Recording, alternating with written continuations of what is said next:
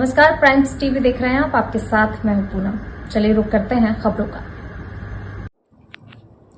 साचेत कस्बा साचेत में श्री राम जानकी मंदिर के पास चल रही संगीतमय भागवत कथा के तीसरे दिन बुधवार को कथावाचक श्री 108 मूलक पीठेश्वर जगतगुरु राजेंद्र दास जी महाराज के कृपा पात्र शिष्य पूज्य गुरुदेव दीनबंधुदास महाराज वृंदावन धाम के द्वारा सुनाए सती चरित्र रोचक प्रसंग सुनाया। कस्बा साचेत में आज श्रीमद् भागवत कथा सुनाते हुए कथावाचक पूज्य गुरुदेव दीनबंधुदास महाराज ने बताया, किसी भी स्थान पर बिना निमंत्रण जाने से पहले इस बात का ध्यान जरूर रखना चाहिए कि जहां आप जा रहे हैं वहां आपका अपने इष्ट या फिर अपने गुरु का अपमान न हो। यदि ऐसा होने की आशंका हो तो उस स्थान पर नहीं जाना चाहिए, चाहे वे स्थान अपने जन्मदाता पिता का ही घर क्यों हो।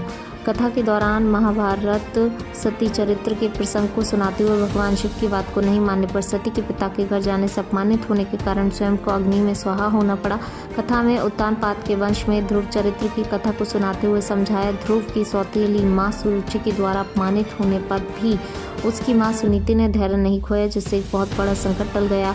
परिवार को बचाए रखने के लिए धैर्य संयम की नितांत आवश्यकता रहती है।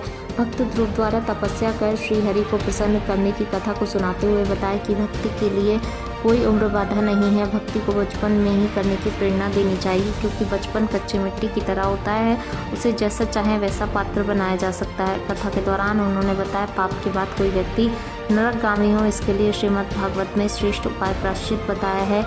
अजामिल उपाख्यान के माध्यम से इस बात को विस्तार से समझाया कि साथ ही प्रहलाद चरित्र के बारे में विस्तार से सुनाया और बताया कि भगवान नृसिंह रूप में लोहे के खंभे को फाड़कर प्रकट होना बताता है कि प्रहलाद को विश्वास था कि मेरे भगवान इस लोहे के खंभे में भी हैं, और उस विश्वास को पूर्ण करने के लिए भगवान उसी में से प्रकट हुए एवं हिरण्यकश्यप का वध कर प्रहलाद के प्राणों की रक्षा की।